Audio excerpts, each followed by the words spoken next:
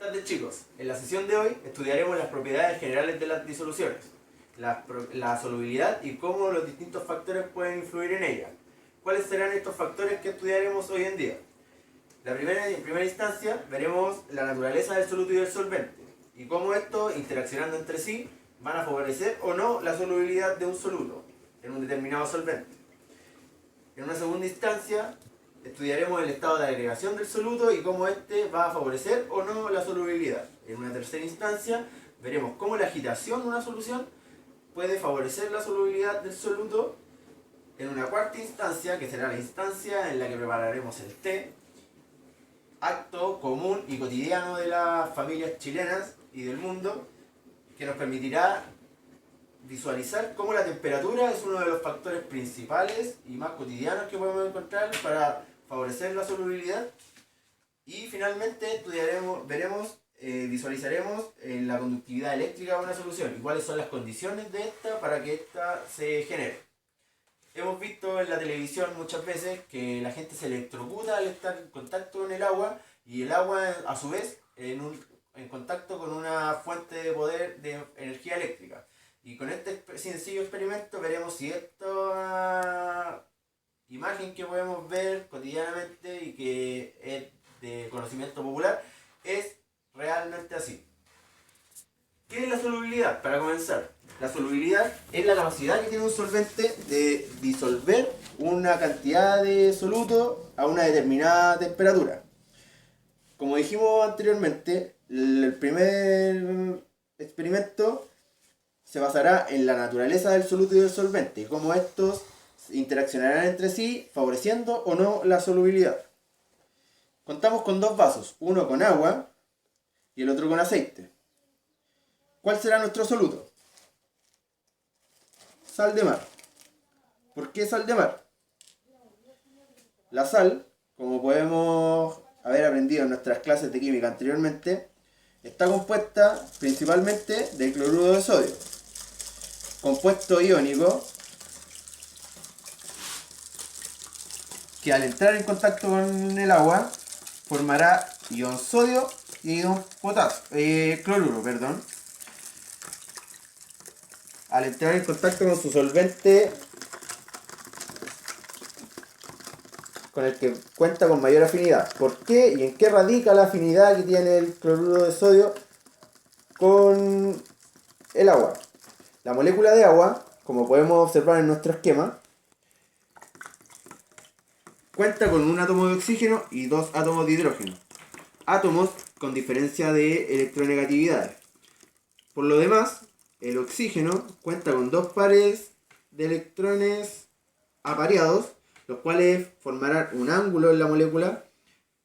Y el oxígeno, como decíamos anteriormente, tiene una mayor electronegatividad que el hidrógeno. Por ende, la carga negativa de la molécula estará orientada hacia el oxígeno y la carga positiva de la molécula estará ubicada en donde se ubican los hidrógenos. Esta diferencia de cargas, estos polos, forman se interaccionan con la molécula de sal, logrando que ésta solubilice en medio acuoso.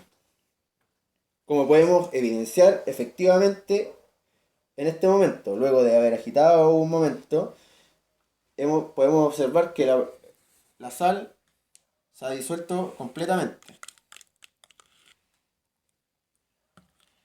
En nuestro segundo caso, contamos con aceite.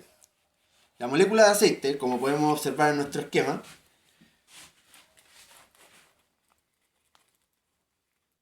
está formada por una cadena de carbonos y al ser el mismo átomo y no forma ángulos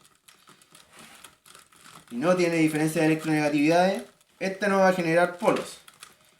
Por ende, una molécula apolar no sería capaz de disolver un soluto iónico como la sal, al ser de naturalezas distintas. Y es a esto que nos referimos cuando hablamos de naturalezas distintas. Podemos observar que a pesar de estar agitando constantemente la solución, no se consigue disolver la sal, ni siquiera reducirlo. Podemos observar que en el fondo se encuentran todos los cristales de sal. En una segunda experiencia analizaremos el estado de agregación de un soluto y cómo éste beneficia a la solubilidad. Para esto contamos con 2 vasos con agua, un mismo solvente. ¿Cuál será nuestro factor a analizar, como habíamos dicho? El estado de agregación. ¿A qué se refiere con estado de agregación? Como podemos ver en nuestro esquema, tenemos un bloque completo. Pero si este bloque lo dividimos, el bloque ahora cuenta con mayor superficie de contacto. Esto es lo mismo que pasa con la tableta. Aquí podemos observar como si fuera la tableta completa, y acá la tableta partida, y acá podría ser fácilmente la tableta molida, la cual podemos observar que tiene mayor superficie de contacto para interactuar con el solvente. Ahora procederemos a realizar la experiencia.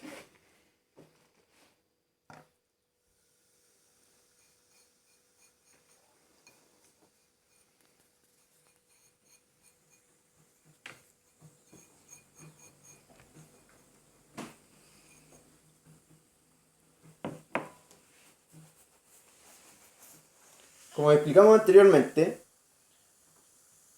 la efervescencia nos indicará el momento final de la solubilización de la tableta. En el vaso número 1, que cuenta con la tableta molida, ya casi ha dejado de efervecer. En cambio, en el vaso número 2, que cuenta con la tableta completa, aún observamos un gran trozo de tableta sin solubilizar aún.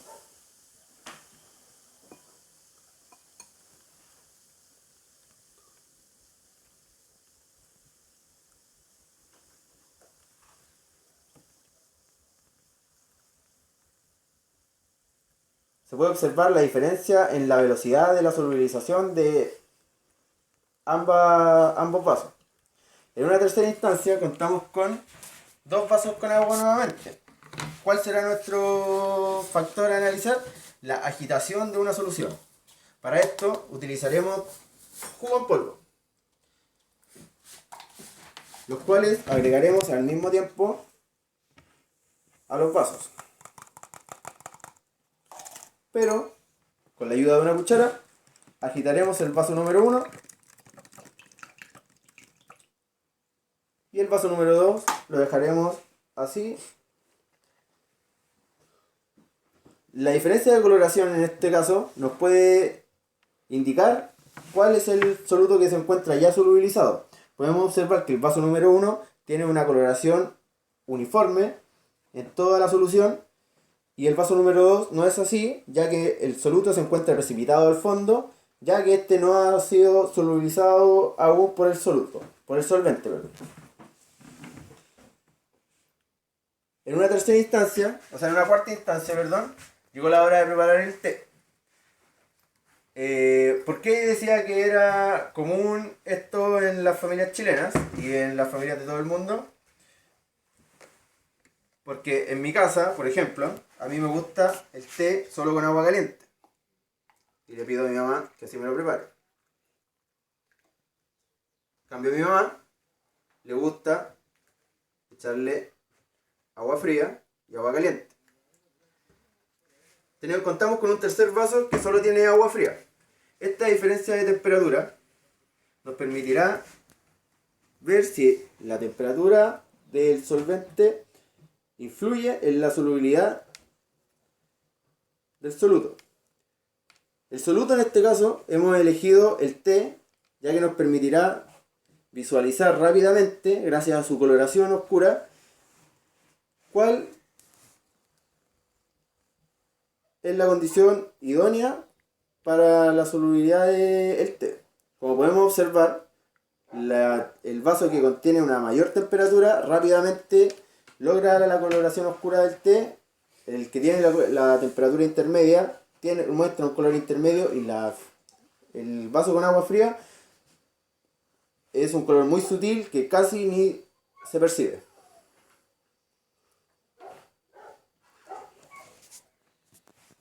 En nuestro último experimento contamos con un montaje de 3 vasos, los cuales cuentan con el vaso número 1 que tiene una solución de agua y sal, una solución número 2 que es agua con vinagre y una solución número 3 que es agua destilada.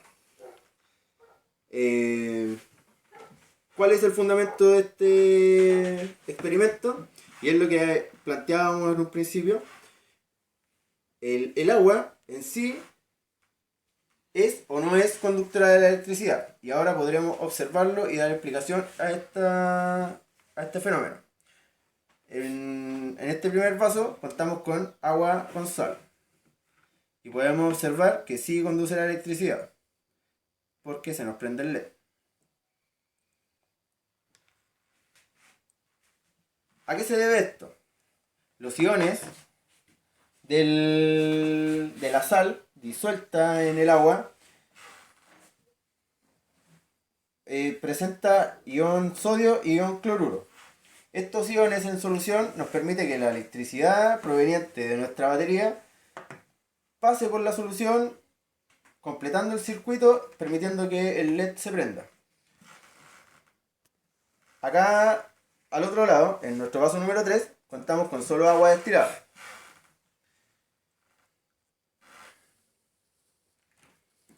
La cual, como podemos observar, no prende el LED.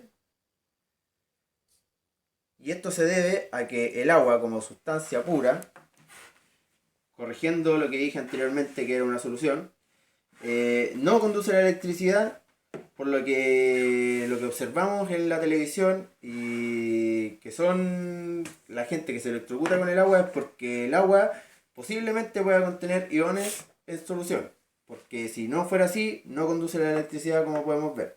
En nuestro vaso número 2 tenemos un electrolito débil, el cual corresponde a una solución de agua con vinagre. Esta solución también permite, como podemos observar, la conducción de la electricidad, pero en un menor grado que el electrolito débil correspondiente a nuestro vaso número 1, que es agua con sal. ¿A qué se debe esta diferencia de conductividad eléctrica?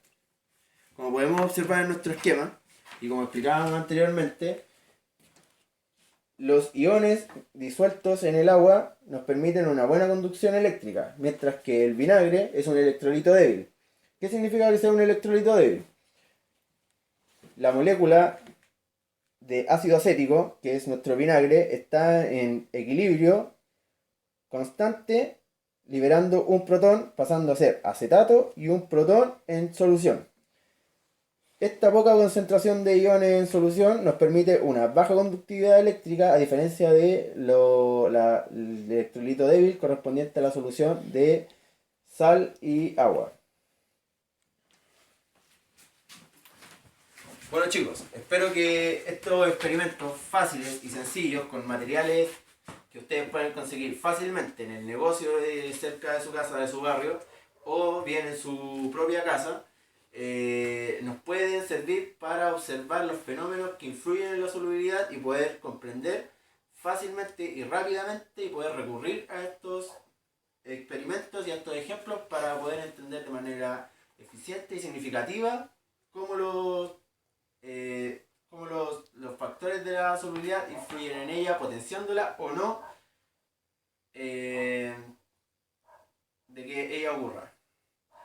Los espero en una nueva sesión, chicos, para que podamos observar cómo la presión influye en la solubilidad, sobre todo en los gases, analizando la ley de Henry y analizando también una enfermedad que ocurre y se explica por esta razón, que es la enfermedad del buzo, la cual que corresponde a una descompresión generada por un ascenso rápido en las profundidades del mar.